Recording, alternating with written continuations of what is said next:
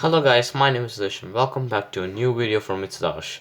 So, in today's video, I'm going to be doing something that I've not done on my channel for a really long time. I'm going to be doing some clay modeling. So today I'm going to be making Thor's Stormbreaker hammer, which is really popular for people around my age. So if you guys have seen Avengers, Endgame and Infinity War, might be very familiar with Thor's Stormbreaker hammer. If you guys don't know Thor's hammer, I'll leave a picture right here. So Thor's hammer, I'm gonna be making it today with air dry clay. It's gonna be a very small version. So yeah, let's make it. So before I do so, I want you guys to like this video, subscribe to my channel, share this with your friends and family, and turn on the bell icon so you guys know when I upload. And yep, let's get started. So to make Thor's Stormbreaker hammer, I've taken two separate bowls of clay. So I'm going to use this one for the rod and this one for the blade. And yeah, let's get started. So for the rod, I'm going to make this, use this clay.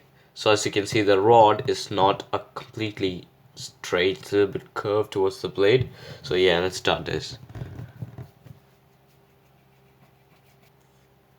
Okay, so I guess this is a good length. So we're going to take some clay and leave it here. We're going to make this the grip later on. So okay, let's make it a little more steadier.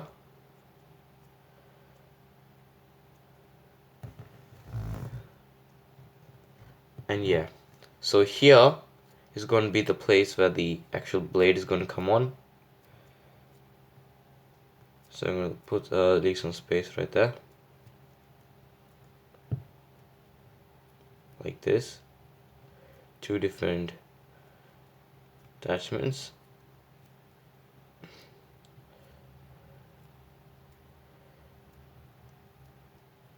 Okay, so there we have the rod. So now here the blade is going to come and this side the hammer, actually like the flat part is going to come. So we're going to bend it a little bit like this, and this is how the actual hammer is shaped. And the bottom part is going to be a little flat curve thing, and then we're going to make some sort of like that.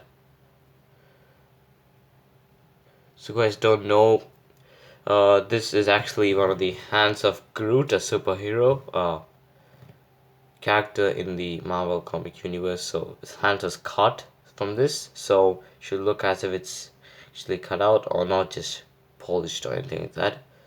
And it's curved as well, so this is how it's gonna look like. Just make it a little more skinny on the top. So now guys, we're going to be doing the blade of the actual hammer. So we'll be taking a piece like this, and then we'll be molding it into a blade. So we're going to just make this, shorten this. Now this side is going to be the hammer and this side is going to be the blade. So actually we need much shorter amount of clay for the blade. And then let's mold it.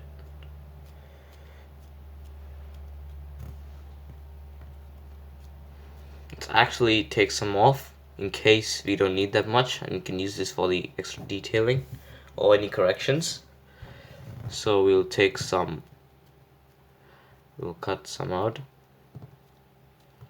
shape this into the actual blade, and compare it with the figure with the string, so it looks really good.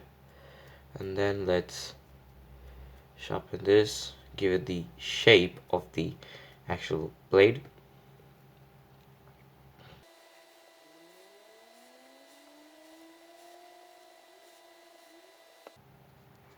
And now we're going to be going to the hammer part of the axe, which is in the other side right here. Now we're going to be straightening this, and then just using the table to flatten it.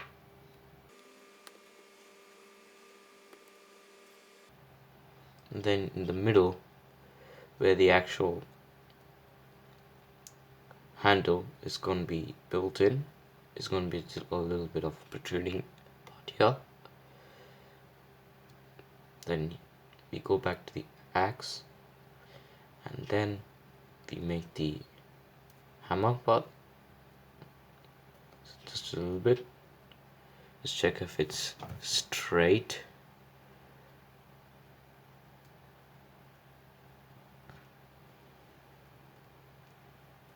And just once again bend the axis shape, straighten up, and there we go. We have finished the base shape of the axe blade. Now let's go on with the detailing. Now that we have both of our components, let's check if it matches.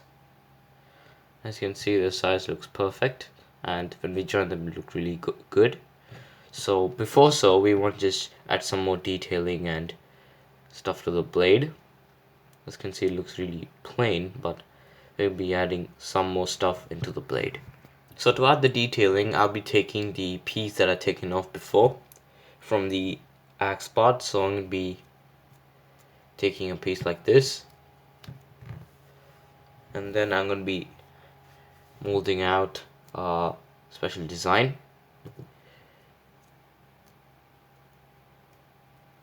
It goes all the way through the blade.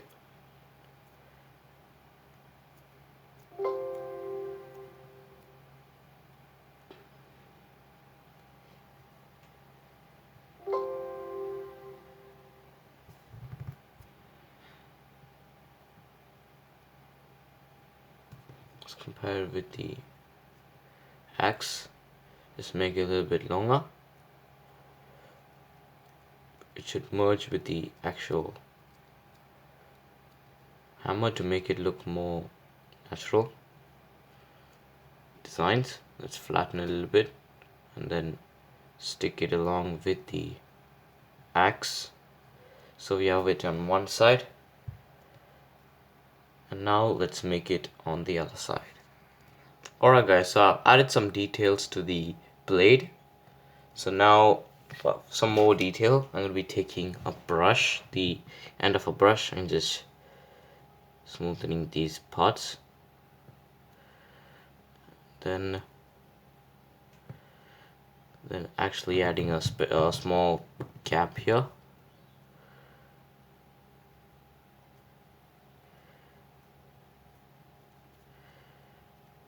This I do it here as well, making some gaps, adding a small gap right there. Then we're going to be going to the hammer part, making it more three-dimensional. Here, here, here, here, and then here as well.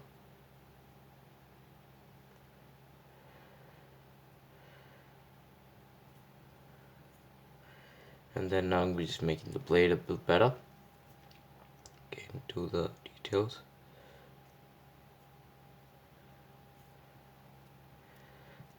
So now we're going to be joining these two things together.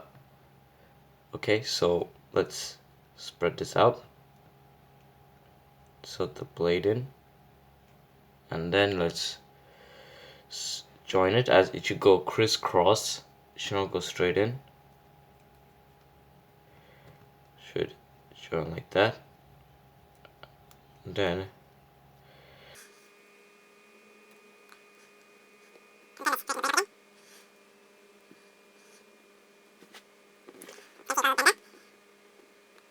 and yep, there you go. So now I'm going to leave the blade there, the hammer there, and then we're going to be taking some excess clay and just mending this part a little bit, giving it a more 3D look. I'll just take some of that, let that much in there. It'll give a texture to the thing as well. Just fold it around like this.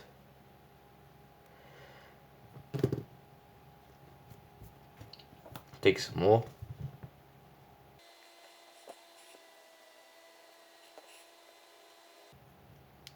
There we go. Now let's do the same for the other sides.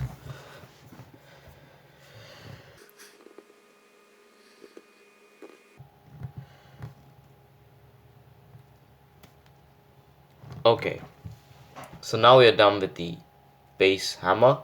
Now what we need to do is add some detailings and we'll leave it to dry.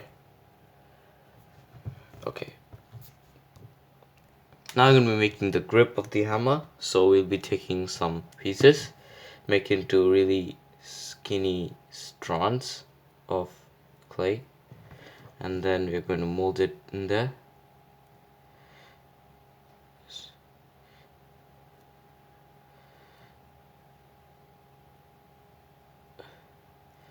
And then just press it out just to give it a texture of the grip. Take some more.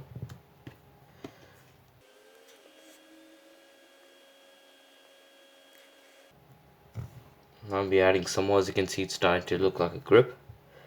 Now we'll be taking some more of clay of the dough and molding it in. So that's a problem. May just wiggle around after before, so you need to keep it like this, flat with the shape when it dries, because if it dries up if it stands like this, as you can see, it may just wrap like that. So you need to keep it like this when it dries in order for it to maintain its posture. And then we are done with the top grip. Now if you guys know, there's a grip down here as well, so I'm making that. Then I'm making a bigger grip, so I'm going to start from here, roll it around.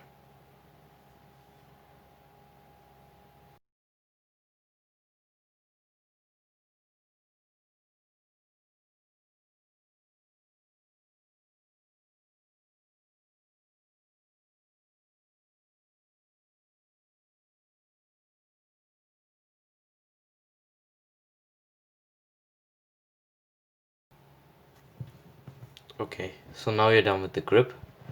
Now just flatten it out a little bit, and then let's mold it out into the posture like it should be. It should be like this. Now let's fold it in.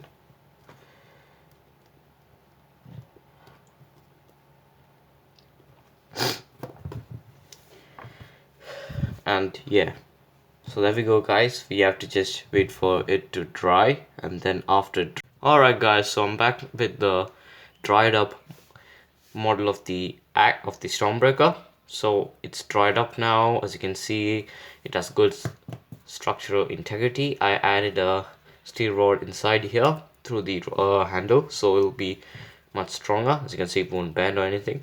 So now we're going to paint this. So I'm going to paint this brown. The grooves are going to be black. So guys, there you have it. There's a Stormbreaker. I finished painting it. It looks really good.